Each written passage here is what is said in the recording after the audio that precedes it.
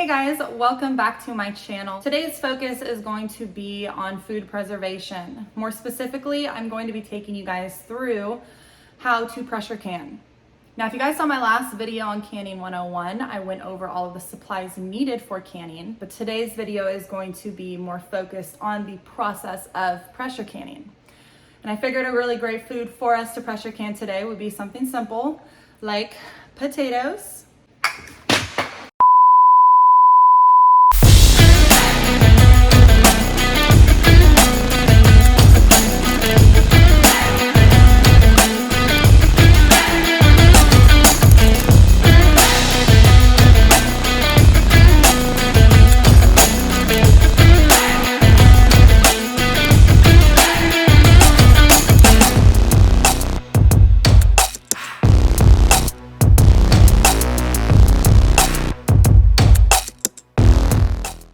Break. These are pretty hardy. Go Ball. Great brand. Wow. Literally dropped it on my concrete floor. Cool. Anyways, from a prepper standpoint, potatoes are gold. Easy to grow, very filling, can be added to so many different types of food. So make sure that you're prepping to have potatoes of some sort. Having a root cellar will be great for potatoes because they do great in there and can last a very long time if you cover them up and store them properly. But that being said, potatoes also, you can grow a lot of them quick. So having a certain amount in your root cellar, but also canning some of them is a really great way to go. Are you convinced? I hope so. They're amazing. So when it comes to canning potatoes, you can purchase potatoes at the store and can those, or you can can potatoes from your garden. Roughly 20 pounds of potatoes will produce about 7 quart jars. So you do the math. I would say that you should peel them prior to canning them. I've read some people who say that they don't, and great grandma never did, and cool. There's no studies, I guess, that confirm that that's safe, but I don't know. I'm sure I'll get some shit for this, but that's dumb. Just do it, the way you think is safe. Make sure that you're choosing potatoes that aren't, damaged or look bad, and trying to stay somewhat consistent in their size. So if you're wanting to can full potatoes without dicing them up, it might be best for you to, can the potatoes or cut them if they're not of all equal size. Does that make sense? Jesus Christ. Just, I don't know. I dice my potatoes. I can fit more if I dice them. Do whatever you want. Now with this last batch I did, I let them soak for 20 minutes and then I actually dumped all the water out, refilled them back up with cold water again, and let them soak for another 20 minutes. So the reason I did that was to try to suck out as much starch as I possibly could. So while you're prepping your potatoes or letting them soak in water, you can get the jars now ready and the water that you're going to need for the next step for the potatoes. So you'll want to sterilize your jars, which you can do that by boiling them in water on your stove. Some people do it in the dishwasher. I don't care how you do it, just sterilize them. You'll want to also boil 2 pots of water though. 1 pot of water is going to be to cook your potatoes in. The other pot of water is going to be to fill your jars after.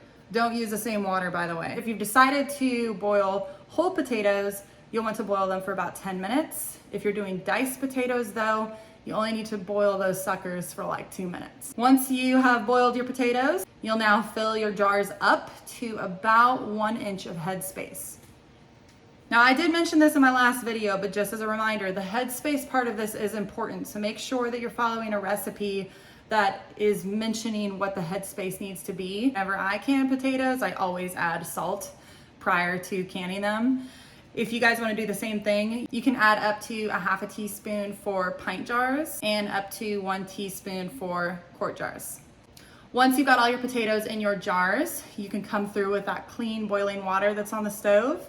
And once again, fill the jar up to 1 inch of headspace with those potatoes. You're gonna wanna take that same tool that you use for measuring and shove that baby down in the jars and get all your air bubbles out. From there, you can clean off the rims if you want. I use vinegar. I would recommend using vinegar just because it's what I've been recommended you use is to clean seals with vinegar. Clean all of the rims. Give every one of those guys a good little rim job. Make sure they're clean. Okay, so now we're gonna take it back to the pressure canner. I want you guys to remember that every pressure canner is different. So I, for instance, have a pressure canner that has the actual dial on the top, okay? Some people might have like the electric plug-in ones, a weighted pressure canner. There's different types. So this is gonna be where you'll want to pull out your actual book and confirm the recipe that it has from within it. So you're gonna wanna check a couple things on your pressure canner prior to pressure canning in it. The air vent and cover lock, for instance, is something you'll want to make sure doesn't have anything blocked in it. If you have already used this pressure canner or you have purchased one that's used, try to blow it. If you can obviously see that air goes through it, then you know that you're good. Also want to make sure that you have a sealing ring on your lid. It's not cracked or looks old or anything or is gross. If you have a flat electric top like I do, check with the manufacturer to confirm that this is gonna be safe to pressure can on. So next thing we're gonna do is get our pressure canner ready. First step is to get that guy filled up with water. Now there's a couple marks typically that you'll find on a pressure canner, and once again, refer to your manual to figure out what those indications are meant for.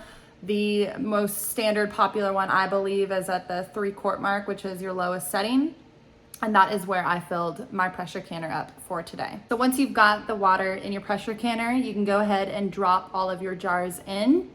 Make sure you've got a rack on the bottom, by the way. There needs to be some type of rack. Set all of those guys in there, and then go ahead and turn your pressure canner lid on and tighten it. So now you'll want to go over to your heat settings, turn that guy on. So you should see fairly quickly a steady stream coming from your air vent of steam.